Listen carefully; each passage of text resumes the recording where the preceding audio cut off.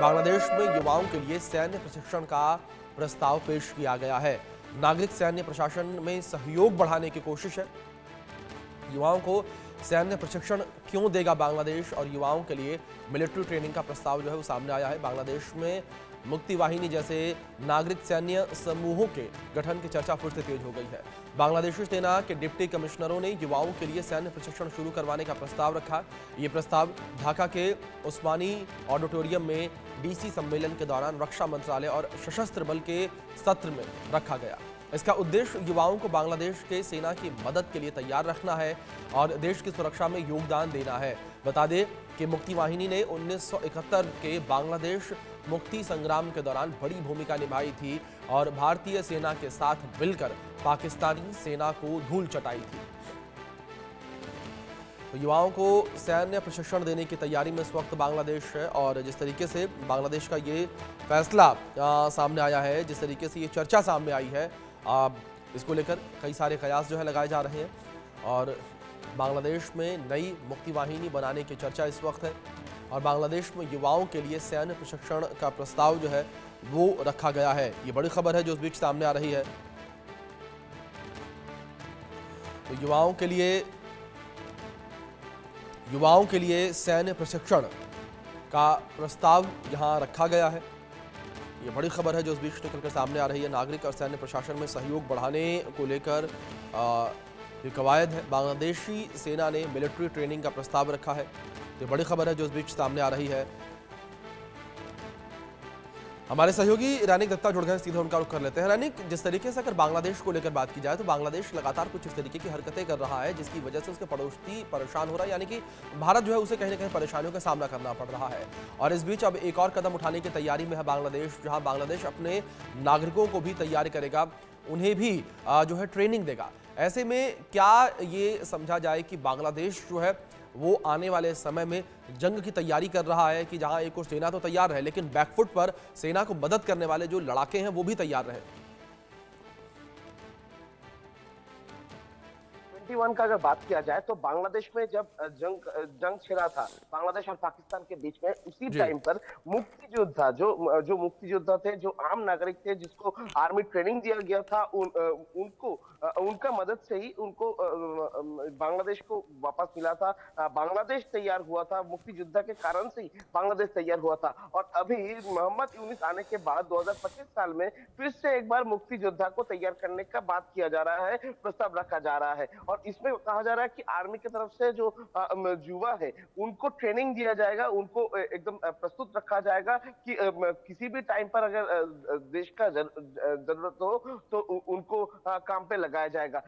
तो एक बात तो साफ है कि मोहम्मद यूनिस की तरफ से जंग का तैयारी किया जा रहा है, क्योंकि एक तरफ मोहम्मद यूनिस की तरफ से लगातार जो आर्मी है, आर्मी को स्ट्रॉन्ग किया जा रहा है, आर्मी को लगातार जो बॉर्डर है, बॉर्डर एरिया में तैनात किया जा रहा है, और उसके साथ साथ ही आर्मी को एकदम हाई अलर्ट में रखने के लिए वही बोला जा रहा है मोहम्मद यूनिस की तरफ से।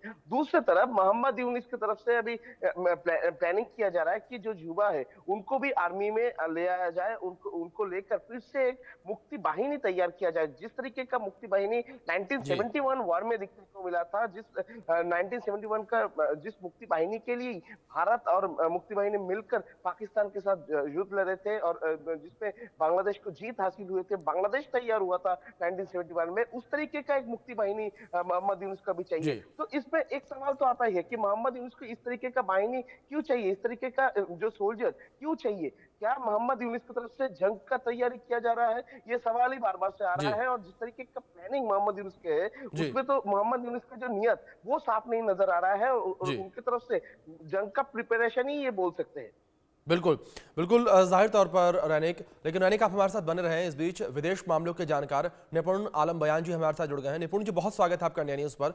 और सर, सबसे पहला सवाल आपसे मैं यही लेना चाहूंगा, जिस तरीके से बांग्लादेश के द्वारा ये कदम उठाने की तैयारी की जा रही है, किस तरीके से आप इस कदम को देखते हैं, अगर बात की जाए बांग्लादेश के जो मौजूदा हालात हैं उसको देखते हुए? देखिए, जैसे भी मेरे पूर्ववर्ती बोल रहे थे, मैं जी। काफ़ी उनकी बात से सहमत हूँ। और देखिए, मैं देखता हूँ कि जो 1970-71 की जो मुक्ति वाहिनी की बात की जा रही है ना, जी।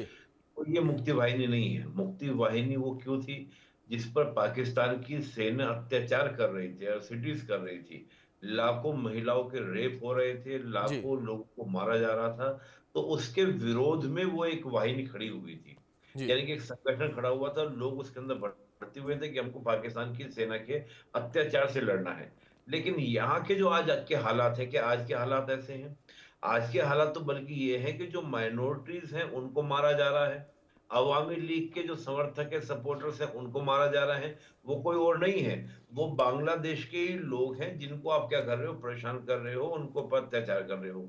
जी। उनकी अगेंस्ट आप मुक्ति वाहिनी तो खड़ी नहीं करेंगी, जो उस समय की मुक्ति वाहिनी यानी कि आजादी के लिए लड़ने वाली एक सेना। तो अगर जी। आप दोबारा उससे की बात कर रहे हैं तो आप किसके खिलाफ लड़ने की बात कर रहे हैं? मुझे ये बिल्कुल। बात समझ में इसलिए नहीं आ रही है कि मैं उसकी तुलना मुक्ति वाहिनी से बिल्कुल नहीं कर सकता, क्योंकि वो एक अत्याचार के विरोध में खड़ी हुई सेना थी। ये अत्याचार के विरोध में नहीं, बल्कि मुझे लगता है कहीं ना कहीं एक अत्याचार को करने के लिए, पहली जी। बात। दूसरी बात, अगर हम देखें जो मुक्ति वाहिनी उस समय बनी, उस समय देखिए क्या था, उस मुक्ति वाहिनी को अपार जन समर्थन था।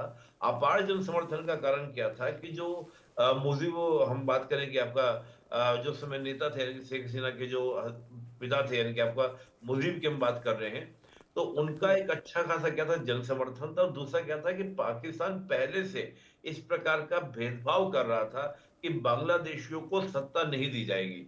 तो जिस प्रकार का वो भेदभाव था उसके खिलाफ भी ये वॉइस थी। लेकिन आज के हालात यहाँ पर ऐसे नहीं है। तीसरी बड़ी बात क्या है कि हम देखें, अवामी लीग का अपना एक जन समर्थन है, अब बीएनपी का अपना एक जन समर्थन है, जमात का अपना एक जन समर्थन है, और अभी प्रेजेंट में जो इंटरिम गवर्नमेंट में बने हुए जो छात्र स्टूडेंट्स हैं, वो अपनी एक पॉलिटिकल पार्टी बनाने की बात कर रहे हैं। और उनको ऐसी ऐसी जो संगठन, जो कुछ समितियां हैं, जो भेदभाव विरोधी संगठन था जिसने पूरा आंदोलन को अमली जामा दिया था, उनके समर्थन से वो अपनी पॉलिटिकल पार्टी को बनाने की बात कर रहे हैं।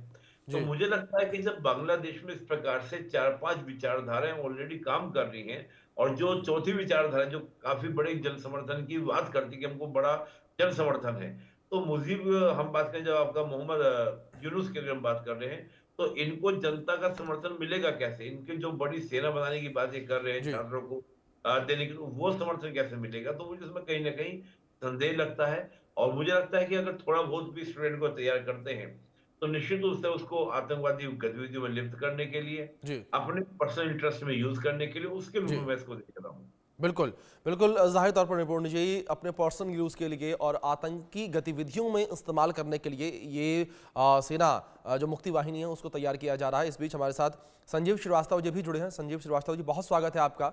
और सर, सबसे पहला सवाल आपसे यहाँ पर यही है कि जिस तरीके से मुक्ति वाहिनी से लगातार जो है कंपेयर किया जा रहा है कि बांग्लादेश में नई मुक्ति वाहिनी खड़ी की जा रही है, जिस तरीके से निपुण जी ने भी पहले जिक्र किया कि मुक्ति वाहिनी से कंपेयर नहीं किया जा सकता, क्योंकि मुक्ति वाहिनी ने 1971 में बांग्लादेश की आज़ादी की लड़ाई लड़ी थी, लेकिन बांग्लादेश तो इस वक्त आज़ाद है। तो ऐसे में ऐसी कौन सी लड़ाई लड़नी है जिसके लिए मुक्ति वाहिनी को तैयार किया जा रहा है? और दूसरी ओर संजीव जी, एक सवाल लगातार ये भी खड़ा हो रहा है कि जिस तरीके से मोहम्मद यूनुस की पकड़ सत्ता पर कमजोर होती जा रही है, तो ऐसे में क्या मोहम्मद यूनुस अपने लिए ये मुक्ति वाहिनी खड़ी कर रहे हैं कि जब उन्हें जरूरत पड़े तो ये मुक्ति वाहिनी उनके लिए लड़ाई लड़े लोगों से और वो सत्ता पर बने रहें?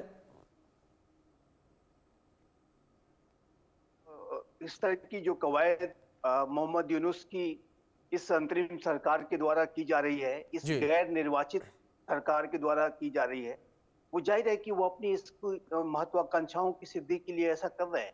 और जी। उनका जो मैंडेट था कि उनको एक जो अपना दायित्व निभाना चाहिए था कि उसमें कि वो कानून का वहाँ प्रशासन जो है, जो लगातार कमजोर पड़ता जी। जा रहा है, उसको वो स्थापित करके दिखाएं।